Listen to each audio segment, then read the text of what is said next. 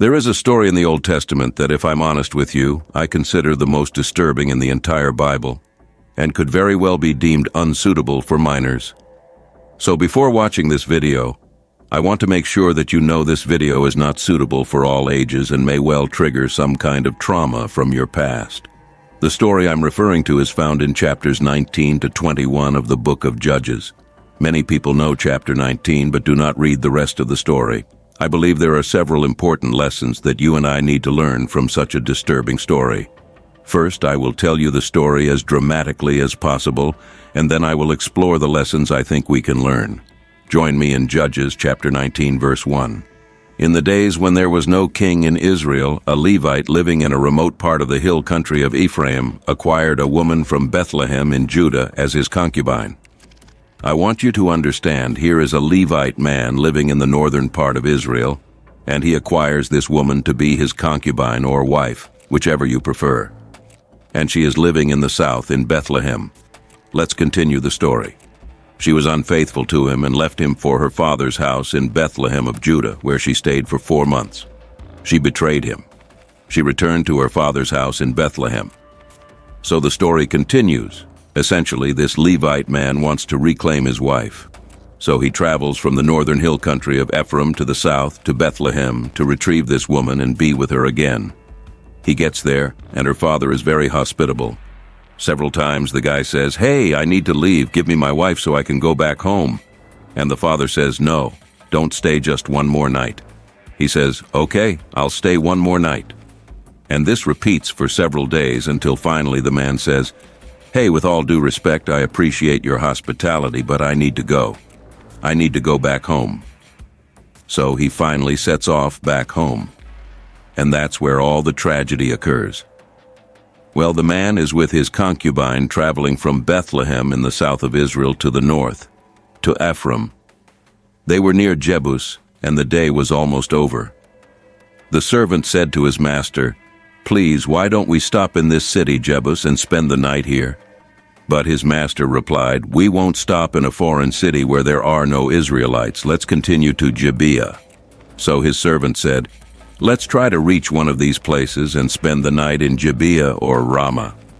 So they continued their journey, and the sun set as they approached Gibeah in Benjamin. Then they went there. And to their surprise, no one is willing to welcome them into their homes. Hospitality was a significant thing in Israelite culture. Late in the evening, an elderly man appears in the square and says, "Why are you still here? Has anyone welcomed you into their home?" They respond, "No, no one has welcomed us." The old man says, "You know what? You can stay with me tonight." The Levite replies, "Great, I just want to warn you that we don't need anything from you. We have enough food for our donkeys, for me, and for my concubine.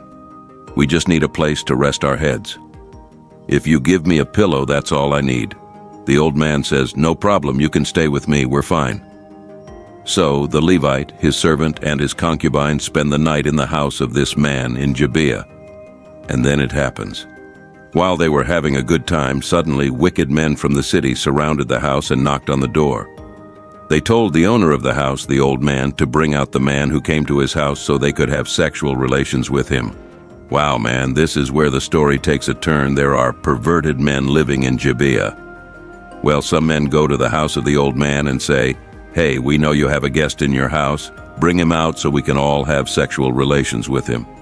Now observe what happens next. The owner of the house came out and said, "Please, don't do this wickedness, my brothers. After all, this man came to my house. Don't commit this horrible atrocity here. Let me bring out my virgin daughter and the man's concubine, abuse them and do whatever you want with them. But don't commit this outrageous thing against this man. We'll deal with this a bit later in this video." But what happens next is unthinkable. It says in verse 25 that the men refused to listen. So he took his concubine and brought her out to them. They raped and abused her all night until dawn. At dawn, they let her go. Now, my friend, this is why I said this video may be considered inappropriate for minors and may trigger some things from your past. Because I want you to imagine. Here's a group of perverted men taking turns to have sexual relations with this woman. They are raping her all night until in the morning they finally let her go. And this is what happens to this young woman in the early morning. The woman comes back. As it was getting light, she collapses at the door of the man's house where her master was. You can imagine. She's so worn out, so beaten, so abused all night by these men that she barely has the strength to crawl back to this man's house and just collapses on the porch and lies there. Now observe what happens next. It says here that when her master got up in the morning, opened the doors of the house and went out to continue his journey, there she was, his concubine, collapsed near the door of the house with her hands on the threshold. "Get up," he said to her, "let's go." But there was no response. The woman had been so abused that she had died. Note that it says here that the man put her on his donkey and went home. Now what is going to happen next is very sad and horrible. But it says like this: when he entered his house, he took a knife, took hold of his concubine, cut her into 12 pieces, limb by limb, and then sent her throughout the territory of Israel. Everyone who saw this said, "Nothing like this has ever happened or been seen since the day the Israelites came up out of the land of Egypt until now." Think about it, discuss it, and speak. This man took his concubine home, cut her into 12 pieces, and undoubtedly attached a letter to each piece of his deceased concubine, and sent a different piece of her body to the 12 tribes of Israel, with a letter detailing exactly what had been done by his own brothers, one of the 12 tribes of Israel, the tribe of Benjamin. And when these other tribes saw and read what had happened to this woman, they said nothing, as this has happened throughout our history. Now there is much more to the story in chapters 20 and 21, so I want you to wait. But this is where I want to begin looking at some lessons we can learn from this. And the first lesson is this: when there is no accountability in our lives, we have a strong tendency to stray. Look at Judges chapter 19, verse 1, which we read earlier, but I will read it again. In those days, when there was no king in Israel. You see, when you and I don't have to be accountable, when there is no fear of having to explain ourselves or be responsible for our decisions and actions, my friend, we are more likely to make bad decisions because we think we can make those decisions in isolation without having to answer to anyone else. And that's exactly what was happening in Israel. There was no king. There was a law, but people were not respecting the law. It wasn't being enforced.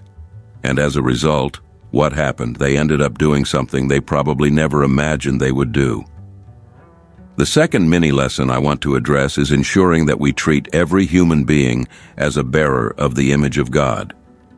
Here is this man saying, "You know, it would be wrong for you to do what you want with this man, but you can do whatever you want with my daughter and his concubine."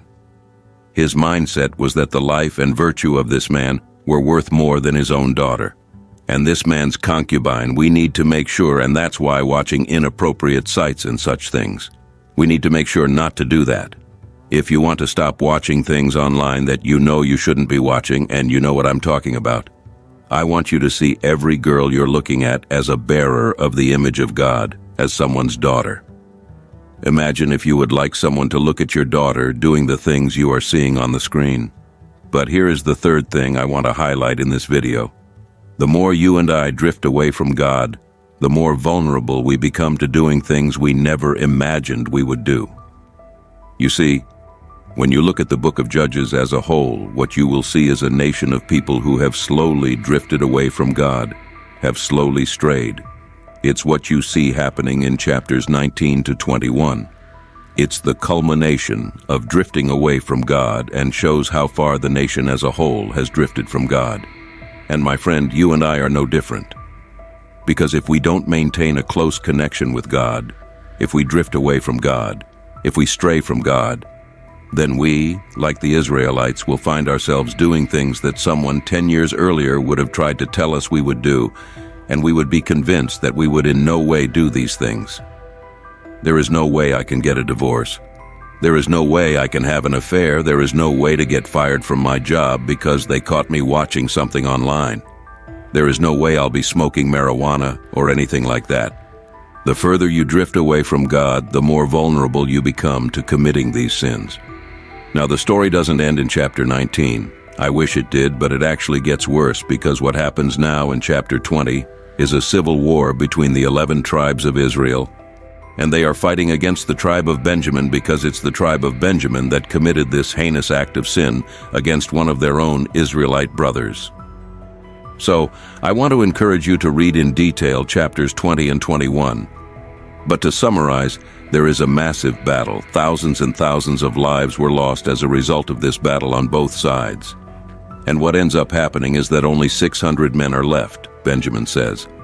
So in chapter 21, the other 11 tribes start feeling sorry or pity for the tribe of Benjamin because they are basically afraid that this tribe of Benjamin will become extinct, as there are only 600 men alive.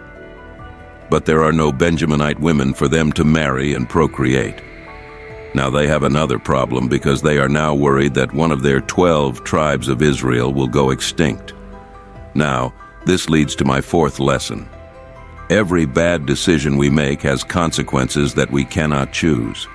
Although what these Benjaminite people did was wrong, the other 11 tribes coming and actually fighting and killing them was a decision they made, and now they have to pay for the outcome of that decision.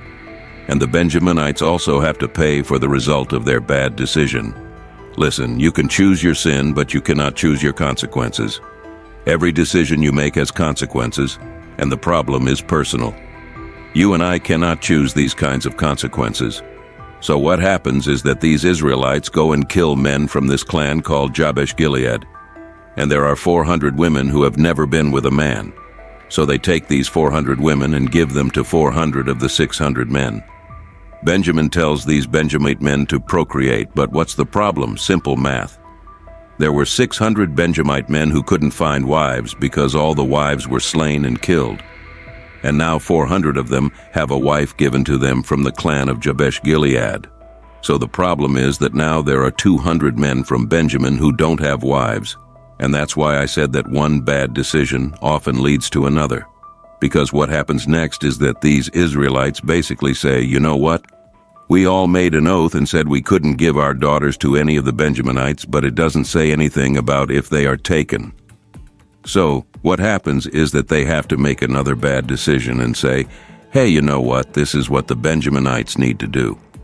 They send a message and say, hey, look, there's a festival coming up, a party, and basically some of our daughters will be dancing and having fun at this party.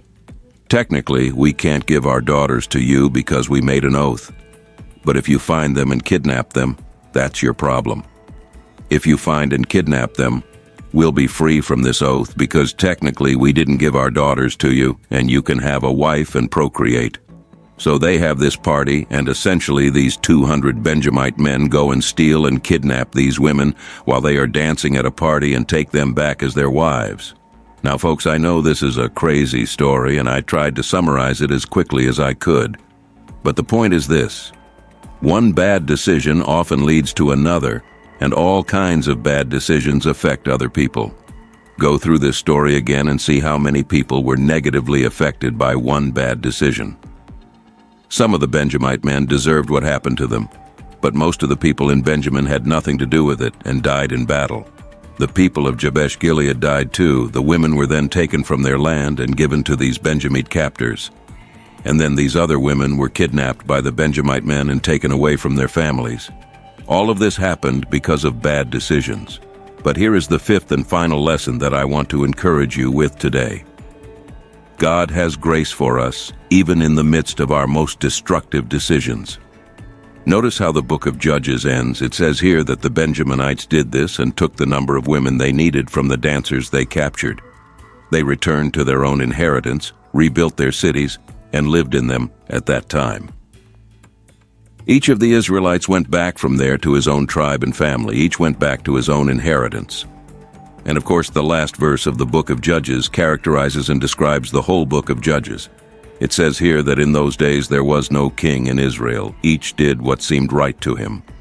My friend, although God was gracious in allowing this tribe of Benjamin to rebuild and repopulate itself and not be extinct, there were consequences for their decisions, and if there's nothing else you take from this video, I want to encourage you to understand that every decision you and I make has consequences, often consequences that cannot even be measured, and consequences that we cannot choose. See you in the next video. Goodbye. For now, God bless you.